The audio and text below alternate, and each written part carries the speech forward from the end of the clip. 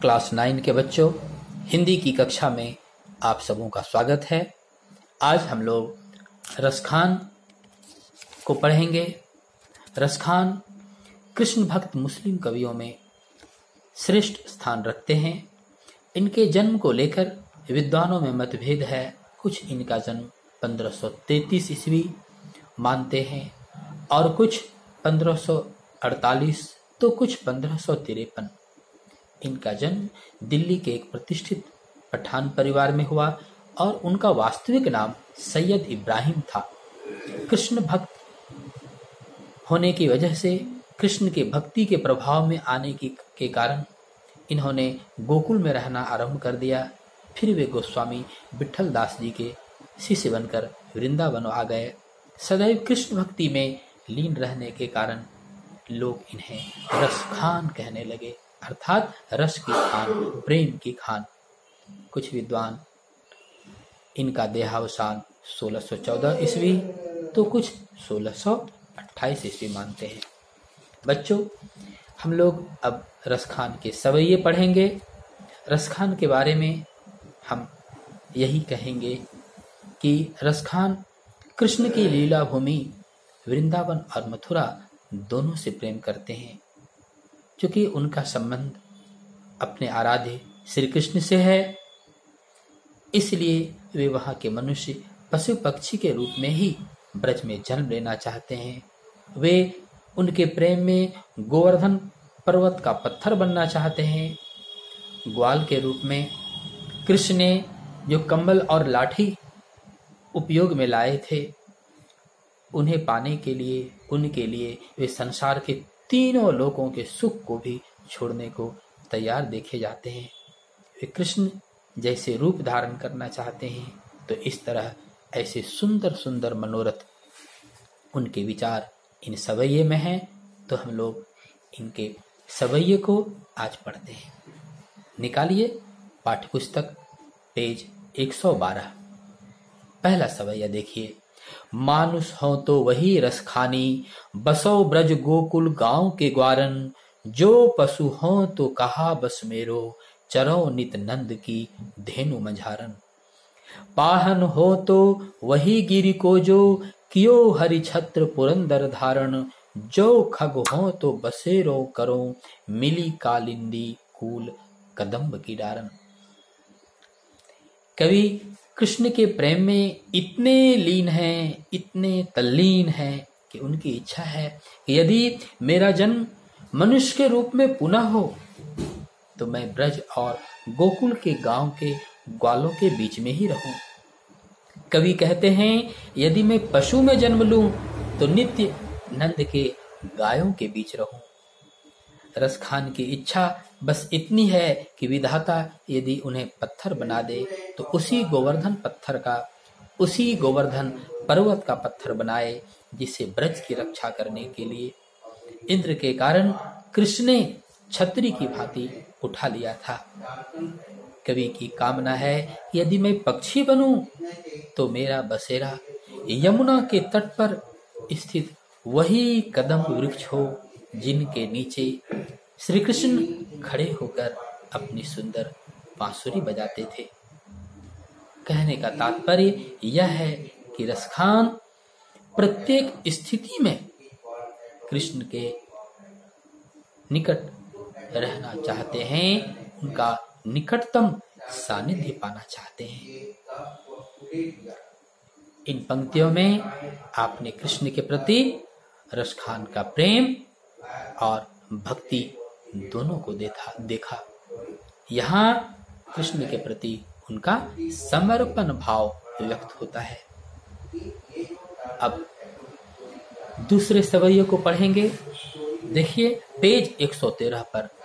या लकुटी अरु कामरिया पर, राज तिहु पुर को तजी डारों। फिर से देखें, या लकुटी अरु कामरिया पर, ताज तिहु पुर को तजी डारों। आठों सिद्धि नवो निधि के सुख, नंद की गाय चराई बिसारों। रसखान कबों इन आँखिन सौ, ब्रज के बन बाग तड़ाग निहारों। कोटिक ए कल धौत के धाम, करील के कुंजन ऊपर वारों। कृष्ण के संदर्भ में कवि रसखान जी कहते हैं कि उनकी लकुटी और कंबल पर मैं तीनों लोकों का राज न्योछावर कर दूं। आठों सिद्धियों और नवों निधियों के सुख को भी यदि नंद की गाय चराने का अवसर मिल जाए तो भूल जाऊं। रसखान कहते हैं, यदि केवल एक बार भी इन आंखों से मैं ब्रजमंडल के वन बागों को देख पाऊं तो उन पर करील के कुंजों पर सोने के बने करोड़ों भवनों को न्योछावर कर दूं। तो इस तरह दोनों पंक्तियों में आपने देखा कि किस तरह रसखान कृष्ण के प्रति अपना अनन्य प्रेम रखते हैं, अनन्य भक्ति रखते हैं। यहाँ कृष्ण का प्रेम पाने के लिए कवि रसखान जी संसार के सभी सुखों को त्यागने के लिए तैयार नजर आते हैं। इन पंक्ति में आपने नवोनिधि देखा, ब्रज के बनबाग देखा, करील के कुंजन देखा, ये सभी अनुप्रास अलंकार हैं। गाय चराई में स्वर मैत्री का भाव प्रकट होता है। इसके पहले सबैये में आपने देखा बसों ब्रज गोकुल गांव, नित नंद की धेनु मंझारन, कालिंदी कुल कदम्ब की। इनमें अनुप्रास अलंकार है। बच्चों, आप इन अलंकारों को याद रखेंगे। जब हम लोग व्याकरण में अलंकार पढ़ेंगे तो अलंकार क्या है, उनके कितने प्रकार हैं, इन सबों की विस्तृत चर्चा करेंगे। तो आप इन्हें भी ध्यान रखेंगे कि ये किस अलंकार के अंतर्गत आते हैं। तो अब हम लोग एक और सवैये को पढ़ लेते हैं। देखिए, मोर पखा सिर ऊपर राखे हों, मोर पखा सिर ऊपर राखे हों, गुंज की माल गरे पहिरोंगी, ओढ़ी पितंबर ले लकुटी बन, गोधन ग्वारनी संग फिरोंगी। भाव तो वो ही मेरो रस खानी सो, तेरे कहे सब स्वांग करोंगी, या मुरली मुरली धर की, अधरान धरी अधरान धरोंगी। देखिए, यहाँ कवि की इच्छा कहते हैं, हे सखी, मैं कृष्ण के प्रेम में मोर पंख भी अपने सिर पर रखूंगी, गुंजा की माला भी गले में पहनूंगी, लकुटी लेकर पीतांबर ओढ़कर गायों और ग्वालों के साथ वन में भी रहूंगी, घूमूंगी। रसखान कहते हैं, गोपियां अपने सखी से कहती हैं कि कृष्ण मुझे इतने प्यारे लगती हैं कि मैं उनके रूप का प्रत्येक स्वांग, प्रत्येक श्रृंगार तुम्हारे कहने से करूंगी, लेकिन एक शर्त है। वह शर्त क्या? या मुरली मुरली धर की, अधरान धरी अधरान धरोंगी। लेकिन वह मुरली जो उस कृष्ण के होठों पर, अधरों पर विराजती है, उसको कभी अपने अधरों पर नहीं रखूंगी।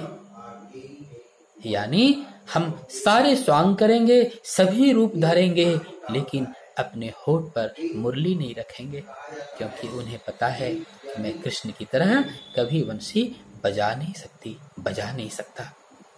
मैं सब कुछ कर सकता हूं। तो इस तरह आपने देखा कि रसखान कृष्ण के प्रेम में सब कुछ न्योछावर करने को तैयार हैं, त्याग करने को तैयार हैं, सारे स्वांग रचने को तैयार हैं।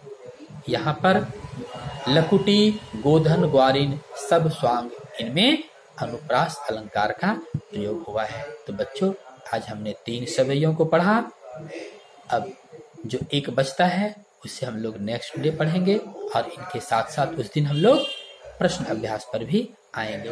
तो आप इन्हें ध्यान पूर्वक पढ़ेंगे और इनसे संबंधित जो भी कठिन शब्द हों उन्हें याद करेंगे और ठीक से इस पाठ को पढ़ेंगे। फिर हम लोग मिलेंगे अगले वीडियो में अगले दिन। तब तक धन्यवाद, शुभकामनाएं।